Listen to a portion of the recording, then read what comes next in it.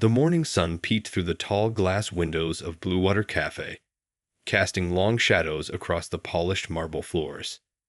The restaurant was already buzzing with the city's elite, business people in crisp suits, ladies in designer wear, and the occasional celebrity trying to blend in with their baseball caps and sunglasses.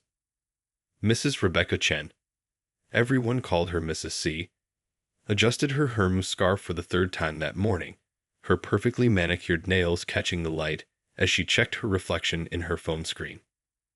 At 45, she carried herself with the kind of confidence that came from old money and newer success. Her consulting firm had just landed another major healthcare client, and she was treating herself to a celebratory breakfast at what she considered her spot. The cafe wasn't just any ordinary breakfast place. The chandeliers above sparkled like morning dew, and the soft jazz music playing in the background was at just the right volume to allow for intimate conversations while maintaining privacy. The aroma of freshly baked croissants and premium coffee filled the air, making it the perfect setting for both business meetings and social gatherings. Mrs. C had her usual table, number 23, by the window, but not too close to the door. She liked how the morning light hit it just right, making her look younger in all the photos she took for her social media.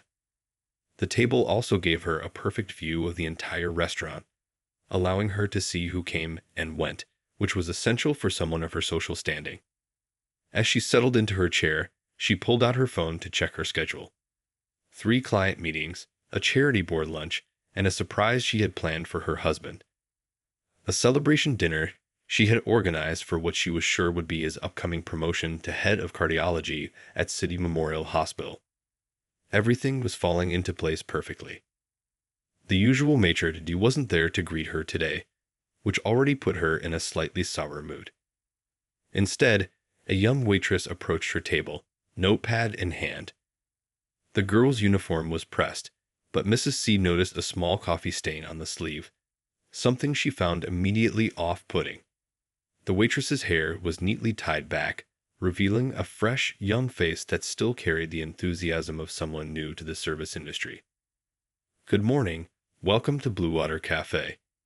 I'm Amy, and I'll be taking care of you today," the waitress said with a genuine smile, though Mrs. C detected a slight nervousness in her voice. The girl was clearly new, probably working her way through college like so many others. But this was Blue Water Cafe, not some roadside diner, and Mrs. C had certain expectations. She didn't immediately respond to Amy's greeting, instead making a show of studying the menu she already knew by heart. The morning light caught her diamond tennis bracelet, sending tiny rainbows dancing across the white tablecloth. Finally, she looked up, her expression making it clear she was unimpressed. Around them, the breakfast crowd continued their morning routines, the clinking of fine china, the soft murmur of conversations about stock markets and summer homes, the occasional laugh from a nearby table. But at table 23, the air grew thick with tension as Mrs. C prepared to order her breakfast, her mood already soured by what she perceived as a decline in the restaurant's standards. What she didn't notice was the man sitting 2 tables away, hidden behind his newspaper, who had paused his reading to observe the unfolding scene. He was someone important, someone whose opinion would soon matter very much to Mrs. C's perfectly planned future. But for now, she remained blissfully unaware, focused only on making her dissatisfaction known to the young waitress who stood patiently waiting to take her order. Little did Mrs. C know that this ordinary morning at her favorite cafe was about to set in motion a chain of events that would shake the very foundation of her carefully curated life. The next few minutes would prove that sometimes the biggest changes come from the smallest moments, and that karma has a way of serving justice when you least expect it. Amy stood patiently by the table, pen hovering over her notepad, while Mrs. C took her time studying the menu. The young waitress's smile never wavered, though her hand trembled slightly as she waited. She'd been warned about table 23 by other staff members, but she hadn't expected the cold wall of silence that greeted her cheerful morning welcome. "I suppose I'll have to explain the menu to you," Mrs. C said finally, her voice dripping with condescension. She hadn't even bothered to look up at Amy. I need the egg white omelette with spinach and feta, though I doubt you've written that down correctly. And please ensure the chef uses organic eggs. I can always tell when they don't. Amy nodded professionally, her pen moving across the notepad with practiced efficiency. Would you like your usual side of avocado toast with that, Mrs. C? She asked, revealing that she had done her homework about the regular customers. This caught Mrs. C off guard. She looked up sharply, her perfectly shaped eyebrows rising in surprise before narrowing with suspicion. So you've been asking about me, have you? She said, her voice taking on an edge that made nearby diners glance over. I don't appreciate being watched or discussed by the staff. The young waitress kept her composure, though her cheeks flushed slightly. We make it a point to know our regular guest preferences, ma'am. It's part of our service standard. Her voice remained steady, professional, despite the growing tension. Well, Mrs. C said, adjusting her designer watch with deliberate slowness, since you're so interested in knowing things, let me tell you something. This isn't some diner where you can just chat up the customers. This is Blue Water Cafe. People like me come here because we expect a certain level of sophistication. She paused, letting her eyes drift meaningfully over Amy's simple uniform. The man behind the newspaper lowered it slightly, his eyes tracking the interaction with increasing interest. He noticed how Amy's shoulders straightened almost imperceptibly, how she maintained her dignity despite the obvious attempt to humiliate her. Of course, Mrs. C. I apologize if I've made you uncomfortable. Amy responded gracefully. Would you like the avocado toast? Her professional demeanor remained unshaken, though anyone watching closely enough might have noticed her grip tightening on her pen. Mrs. C waved her hand dismissively. Yes, yes, and make sure they don't burn it this time. The last server couldn't seem to get that right either. Though I suppose I shouldn't expect too much, should I? She gave a small, cruel laugh that seemed designed to carry to nearby tables. Other diners were now openly watching the scene unfold. Some looked uncomfortable. Others pretended not to notice, and a few even nodded in agreement with Mrs. C's behavior. The morning sun continued to stream through the windows, but the warm atmosphere of the cafe had grown noticeably cooler. Amy wrote down the final details of the order, her handwriting remaining neat despite her trembling hands. I'll put this in right away. Mrs. C, would you like me to bring your coffee while you wait? I suppose you'll have to, Mrs. C replied, already turning her attention to her phone. Though I doubt you know how I take it. She paused, then added with a smirk, perhaps you should ask around about that too. As Amy turned to leave, she walked with her head held high, maintaining her professionalism even as she felt the sting of Mrs. C's words. What neither of them knew was that the man behind the newspaper had just set it down, reaching for his phone to send a quick message. His expression was thoughtful as he watched Amy head toward the kitchen, noting how she stopped to help an elderly customer with his napkin despite what had just happened. The morning sun caught the silver hair at his temples as he made a few quick notes on his phone. As the chief of staff at City Memorial Hospital, he had been looking for signs of character in all aspects of his potential new hires and their families.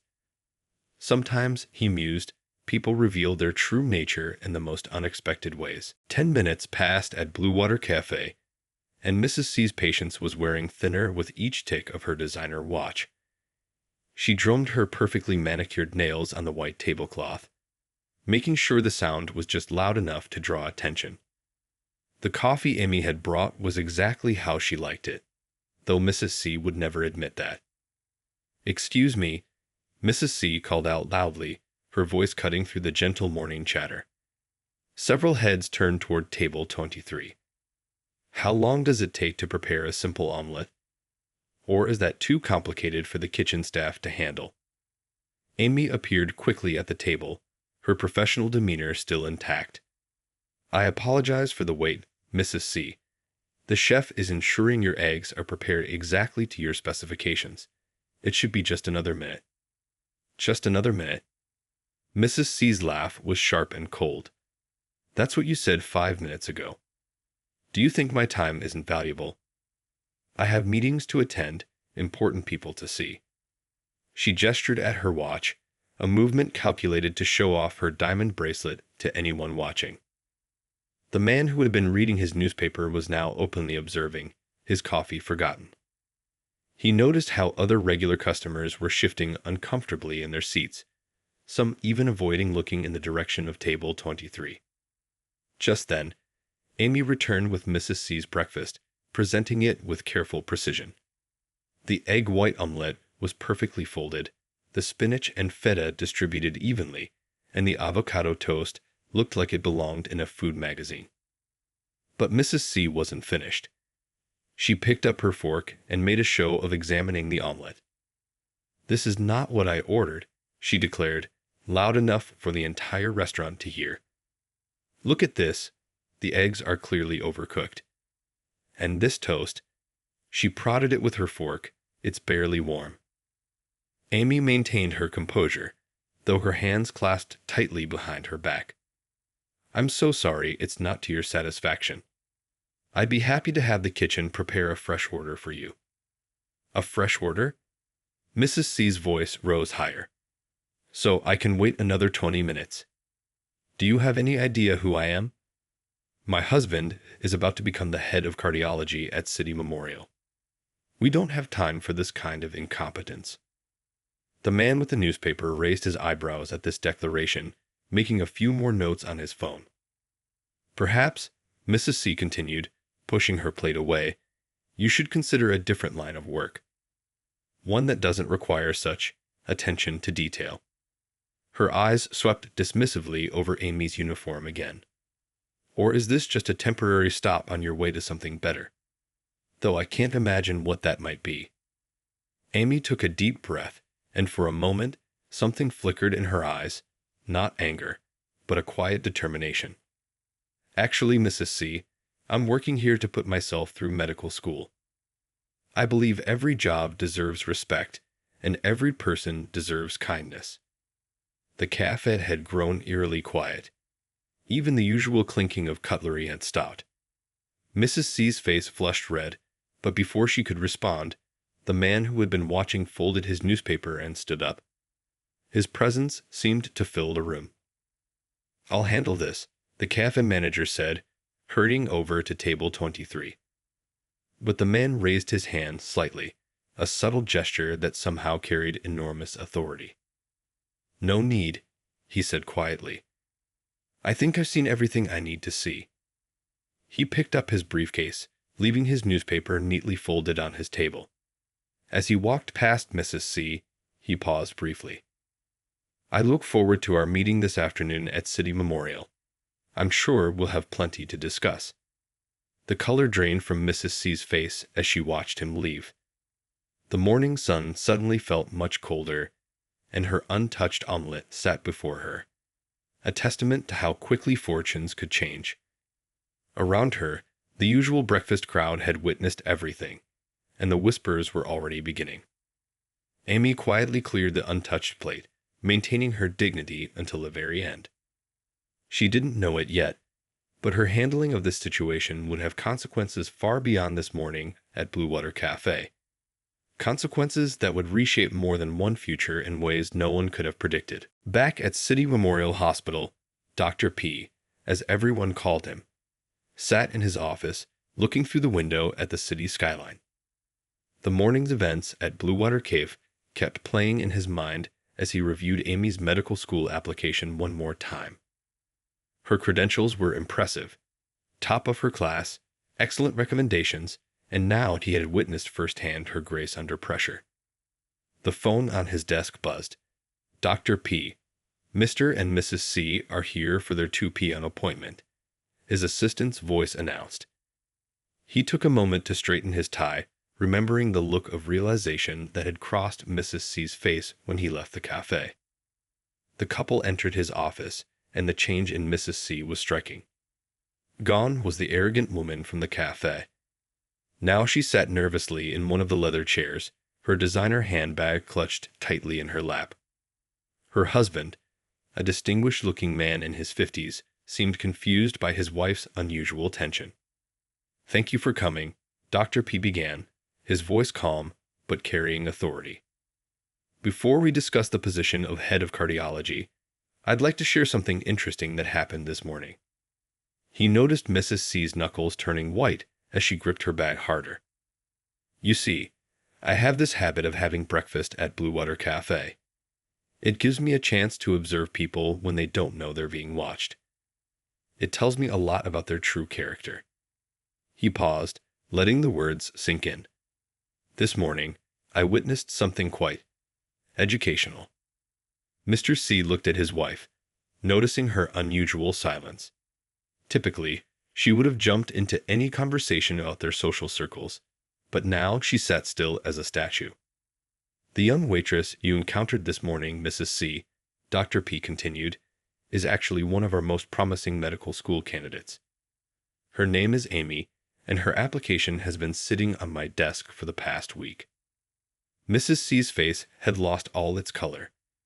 Her husband still looked confused, glancing between his wife and Dr. P.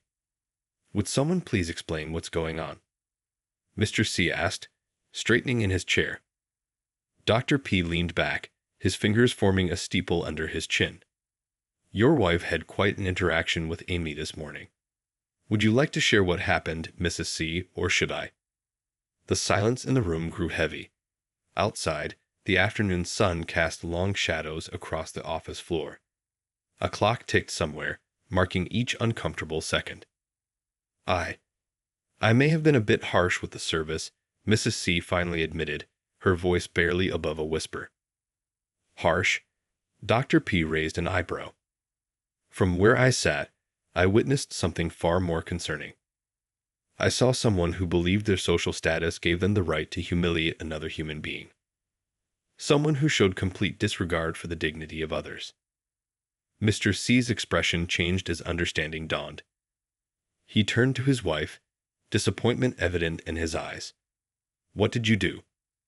"What concerns me most," Dr. P continued, "is not just the behavior I witnessed, but what it suggests about character and values. At City Memorial, we pride ourselves on creating an environment of respect and dignity for everyone, from our top surgeons to our cleaning staff." He stood up and walked to the window, his reflection clear in the glass. "The head of any department here needs to embody these values, not just personally, but in their family life as well. We're not just hiring a doctor. We're choosing someone to represent our institution's culture." The implications hung heavy in the air. Mrs. C's carefully planned future was unraveling before her eyes, all because of a breakfast encounter she had thought nothing of just hours ago. "Amy will be joining our medical program this fall," Dr. P announced, turning back to face them. She displayed exactly the kind of composure, professionalism, and compassion we look for in our medical staff. Qualities that, unfortunately, I found lacking in other interactions today. The message was clear. Mr. C's shoulders slumped slightly as he understood what this meant for his career prospects. His wife sat beside him, a picture of regret, as the consequences of her actions became devastatingly clear. The drive home from City Memorial Hospital felt like the longest 20 minutes of Mrs. C's life. The luxurious leather seats of their car, usually so comfortable, now felt like they were made of stone. Her husband hadn't said a word since they left Dr. P's office, his knuckles white as he gripped the steering wheel. The afternoon sun felt harsh and accusing through the car windows. Mrs. C watched the familiar streets pass by, remembering how just this morning she had driven these same roads feeling on top of the world. Now her perfectly planned future lay in ruins around her. Finally, Mr. C broke the silence as they pulled into their driveway. 10 years, he said quietly. 10 years I've worked toward this position. Do you have any idea what you've done? His voice wasn't angry. It was worse. It was disappointed. Mrs. C fumbled with her seatbelt. I'll fix this, she said quickly. I'll go back to the cafe tomorrow. I'll apologize to the girl, to Amy. I'll explain to Dr. P that it was just a bad morning. We can still salvage this. Her husband, turned off the engine, and finally looked at her. You still don't get it, do you? This isn't about one bad morning or one apology. This is about who you've become. They sat in silence for a moment, their grand house looming before them. Through the living room window, Mrs. C could see the congratulatory banner she'd hung that morning, expecting to celebrate her husband's promotion. The sight made her stomach turn. Remember when we first met? Mr. C asked suddenly. You were working as a receptionist at that small clinic. You were kind to everyone who walked through those doors. It didn't matter if they were wearing designer clothes or hand-me-downs. Mrs. C felt tears forming in her eyes. She did remember. She remembered the joy of helping people, the satisfaction of making someone's difficult day a little better. When had that changed? What happened to that person? Her husband asked softly. When did having money become more important than having compassion? Inside their house, Mrs. C walked straight to their home office. On the desk sat the invitation to next week's charity gala, an event she'd helped organize. She picked it up, reading the words, "Building a better community together," with new eyes. The irony felt like a slap in the face. Her phone buzzed with messages from her social circle, asking about the outcome of her husband's hospital meeting. She turned it face down, unable to bear the thought of explaining what had happened. How quickly would the story spread? How many of her so-called friends would delight in her downfall? Mr. C appeared in the doorway, his tie loosened. I've known Dr. Pete for years, he said. He's not just looking for skilled doctors. He's building a community at that hospital, a place where everyone from the janitors to the chief surgeons feels valued and respected. Mrs. C sank into her office chair, her designer outfit suddenly feeling like a costume. I didn't always care about status, she whispered. When did I become this person? Through the window, she could see their neighbor's housekeeper arriving for work. How many times had she looked down on that woman, just as she had looked down on Amy this morning? The thought made her feel sick. Her husband's phone rang. It was the hospital. He stepped out to take the call, leaving Mrs. C alone with her thoughts. She opened her laptop, where her social media page displayed countless photos of charity events and social gatherings. In each one, she wore a perfect smile and expensive clothes, but now she wondered, when was the last time any of it felt real? The afternoon light cast long shadows across her desk, and in them, Mrs. C finally saw herself clearly. The woman who had walked into Blue Water Cafe this morning wasn't someone she wanted to be anymore. But changing would mean more than just making one apology or writing one check. It would mean rebuilding herself from the ground up. The next morning arrived with the harsh reality. Mrs. C's usual breakfast spot at Blue Water Cave sat empty. Instead, she found herself staring at her untouched coffee in her own kitchen, scrolling through her phone as the news spread through their social circle like wildfire. Did you hear about the C family? Read one message in her social group chat. Their hospital dreams went up in smoke. Another chimed in. I heard it was because of some scene at Blue Water. How embarrassing. These were the same people who had been sending congratulatory messages just yesterday morning. The same ones who had been eager to claim friendship with the future head of cardiology's wife. Now they were just as eager to discuss her downfall. Her phone buzzed again, this time with a message from the charity board she chaired. Emergency meeting called to discuss leadership positions. She knew what that meant. They were going to ask her to step down. The carefully built house of cards was collapsing, one card at a time. In the living room, Mr. C was on the phone with his colleague. Yes, I understand. No, I'll be staying in my current position. Yes, it's disappointing. His voice carried the weight of crushed dreams, and every word felt like a needle in Mrs. C's heart. The doorbell rang. It was Mrs. B from next door, supposedly her closest friend. I came as soon as I heard, she said, stepping into the kitchen. But her eyes held more curiosity than concern. Everyone's talking about what happened at the hospital, and something about a waitress. Mrs. C looked at her supposed friend, really looked at her for the first time. She saw the barely concealed excitement behind the show of concern. How many times had they sat together, judging others over coffee and pastries? Actually, Mrs. C said quietly, she's not just a waitress. She's a medical student. A very promising one. The words felt strange in her mouth, speaking about someone with respect rather than judgment. Mrs. B leaned forward eagerly. But surely you can fix this. Your husband's position. All your plans. She paused, then added with a hint of satisfaction. Though I suppose you'll be dropping out of the charity gala chairship. Something snapped inside Mrs. C. The gala is about supporting medical education, she said, standing up straight. About helping students like Amy achieve their dreams. Isn't it ironic that I've been raising money for students while looking down on them at the same time? Mrs. B's smile faltered. This wasn't the conversation she had come for.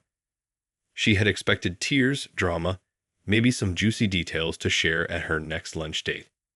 Instead, she was watching her friend have some sort of awakening. Through the kitchen window, Mrs. C could see their gardener working in the yard, someone she had barely acknowledged before. She thought about Amy's words at the cafe. Every job deserves respect, and every person deserves kindness. I need to make some changes, Mrs. C said firmly, more to herself than to Mrs. B. She picked up her phone and began deleting the gossipy group chats one by one. Each deletion felt like removing a layer of toxicity from her life. Mrs. B shifted uncomfortably. Well, I should get going. Lots of calls to make. She hurried toward the door, no doubt eager to report this strange behavior to their social circle. Alone again, Mrs. C opened her laptop. Instead of her usual social media rounds, she found herself looking up volunteer opportunities at local hospitals. Her fingers hovered over the keyboard as she read about a program that helped support medical students from underprivileged backgrounds. Mr. C found her there an hour later, still researching. He watched from the doorway as his wife, still in her designer clothes, took notes about volunteer orientation times and requirements. For the first time since yesterday's disaster, he felt a glimmer of hope. Maybe this wake-up call, painful as it was, would bring back the woman he had fallen in love with all those years ago. 2 weeks had passed since the incident at Blue Water Cafe. Mrs. C stood in front of her closet, looking at her rows of designer clothes with different eyes. She pulled out a simple black skirt and a plain white blouse. Practical clothes for her first day of volunteer work at the local community clinic. Her phone had been quieter lately. Most of her so-called friends had drifted away once they realized she wasn't going to provide them with more drama to gossip about. The charity board had indeed asked her to step down, but somehow that didn't hurt as much as she'd expected it to. Are you sure about this? Mr. C asked from the doorway, watching his wife apply minimal makeup instead of her usual elaborate routine. The community clinic is quite different from your usual scene. That's exactly why I need to do it, she replied, meeting his eyes in the mirror. She saw a glimmer of pride there, something she hadn't seen since before the cafe incident. The community clinic was housed in an old building on the other side of town. Mrs. C parked her luxury car between a rusty pickup truck and a well-worn minivan. Before stepping out, she took a deep breath, remembering how she used to judge places like this. Inside, the waiting room was already full. A mother tried to quiet her crying baby while filling out forms. An elderly man dozed in a corner chair. A teenage boy with a bandaged arm sat with who appeared to be his grandmother, translating the paperwork for her. Mrs. C, the volunteer coordinator, a kind-faced woman in scrubs, approached her. Welcome to our Tuesday morning shift. We're always short-handed, so we're grateful for the help. The morning passed in a blur of filing paperwork, helping patients fill out forms, and directing people to the right departments. Mrs. C's designer watch, which she had automatically put on out of habit, felt out of place as she helped an elderly woman understand her prescription instructions. Around noon, she heard a familiar voice. Mrs. C. She turned to find Amy standing there in a white medical student's coat, stethoscope around her neck. Both women froze for a moment. Amy, Mrs. C said softly, I didn't know you volunteered here. Every Tuesday and Thursday, Amy replied, her voice professional but guarded.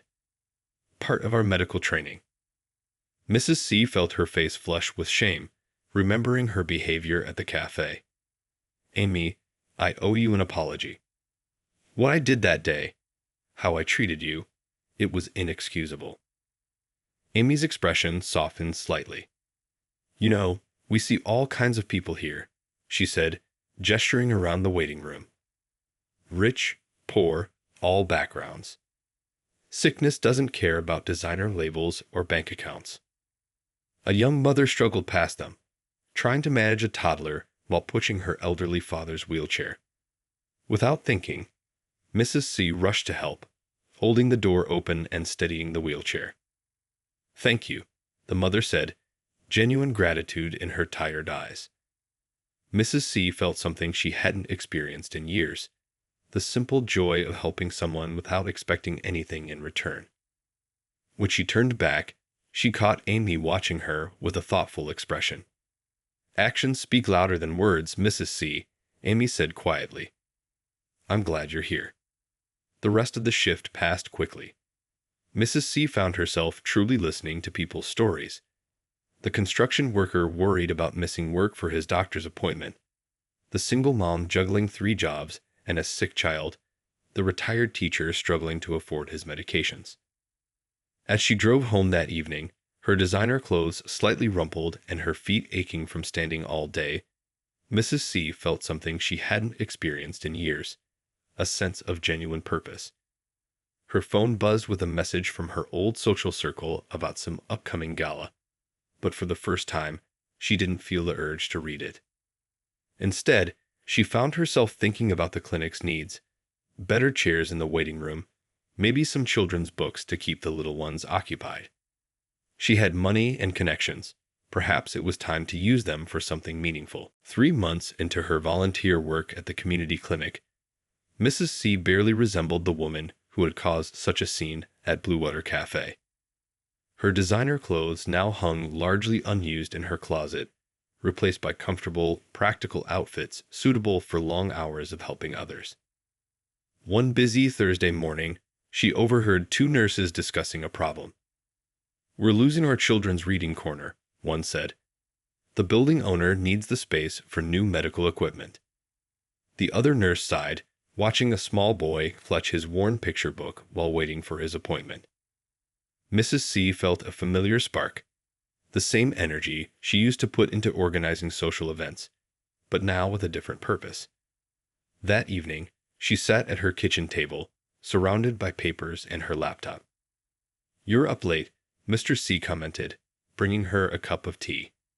He glanced at her notes. Children's Reading Foundation. The clinic needs a new space for the kids, she explained, her eyes bright with purpose. I'm thinking of converting that empty building we own on Pine Street. It's just gathering dust anyway. Her husband smiled, remembering how she used to spend evenings planning charity galas that were more about social climbing than actual charity. Need any help? She showed him her plans, not just a reading corner, but a whole children's area with books, educational toys, and comfortable seating for parents. I've been talking to the families at the clinic.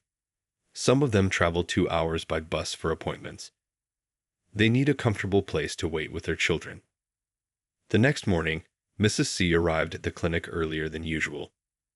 She noticed Amy talking with Dr. P, who sometimes visited to check on the medical student's progress. They both looked up as she entered. Mrs. C, Dr. P nodded, his formal tone softened by a hint of approval. I hear you've become quite an asset to the clinic. She felt her face flush, but not from shame this time. I'm learning more than I'm giving, she replied honestly. Actually, I'd love your input on something. She pulled out her plans for the children's area. As she explained her idea, she saw Amy's expression change from surprised to genuine interest. The young medical student who had once been the target of her contempt was now offering valuable suggestions about making the space accessible for children with various medical needs. Later that day, Mrs. C sat with a young mother who was struggling to keep her 3 children quiet during their long wait. "I used to be scared to bring them here," the mother confided. "But my kids love coming now. They say you read stories better than their teacher." Mrs. C thought about how she used to spend her Thursday mornings, designer coffee in hand, judging people from her favorite cafe table. Now here she was, sitting on a worn clinic chair, helping a tired mother entertain her children with a second-hand book. Her phone buzzed. A message from her old social circle about an upcoming high society event. Without hesitation, she deleted it. Instead, she opened her calendar to check the contractor's availability for the children's area renovation. On her way home that evening, she stopped at Blue Water Cafe, not as a customer, but to drop off some information about the clinic's services.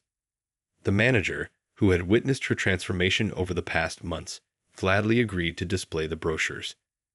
Standing there, she remembered that morning that had changed everything.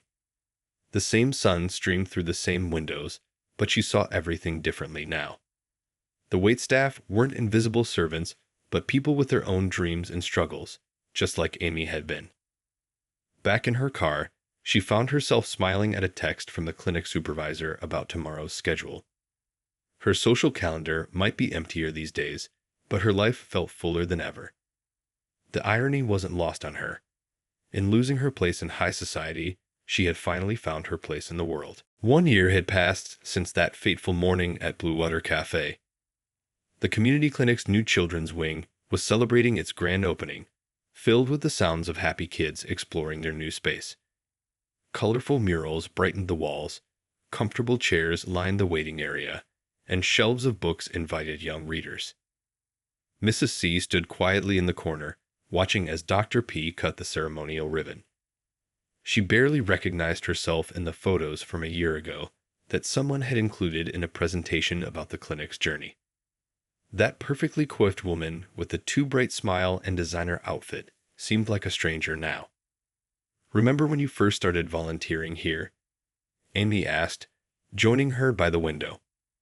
Now in her second year of medical school, Amy had become not just a colleague, but a friend. "You looked so lost that first day." Mrs. C smiled, remembering her shaking hands as she tried to help fill out her first patient forms. "I was terrified," she admitted. "I thought everyone would judge me the way I used to judge others." "But they didn't," Amy said softly. "That's the lesson, isn't it?" The room was packed with people from all walks of life. Clinic staff, patients, community members, and even some faces from Mrs. C's old social circle who had been surprised by her transformation. Her husband stood chatting with Dr. P, both men looking relaxed and genuine in their conversation. A small girl tugged at Mrs. C's sleeve, holding up a book. "Can you read to us? Like you do on Thursdays." Several other children gathered around, their eyes hopeful. Mrs. C led them to the new reading corner, settling into the storytelling chair she had personally picked out. As she read, she caught glimpses of the life happening around her. The clinic's senior nurse was showing an elderly patient how to use the new comfortable waiting area. A teenage volunteer, inspired by Mrs. C's example, was helping a mother calm her fussy baby. The place had become more than a medical facility. It was a community. After the story, Mrs. C walked through the clinic halls, remembering how each improvement had come about. The water fountain she donated after noticing patients trying to take their medications with nothing to drink. The charging station for phones she'd installed after learning how many people spent their entire day here, waiting for test results or appointments. Her phone buzzed, not with social invitations anymore, but with a reminder about tomorrow's volunteer coordination meeting. She had recently been elected to the clinic's board of directors, a position she now valued more than any social status she'd once chased. Dr. P approached her as the celebration wound down. "You know," he said thoughtfully, "sometimes the best medicine isn't what we prescribe in bottles. Sometimes it's the dignity we give people when they walk through these doors. Mrs. C thought about the woman she'd been a year ago, sitting at table 23 in Blue Water Cafe. That woman had everything society said was important: money, status, influence, but had somehow lost her humanity along the way.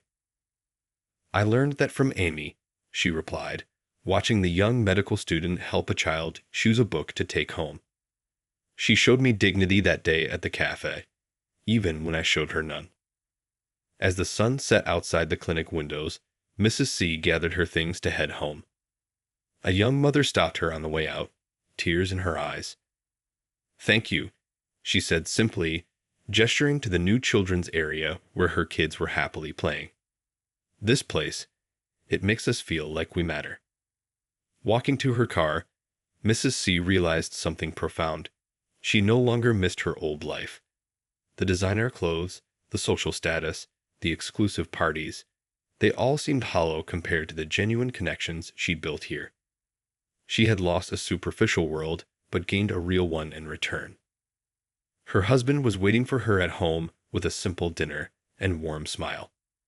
As they sat down to eat, she noticed the invitation to next month's charity gala sitting unopened on the counter.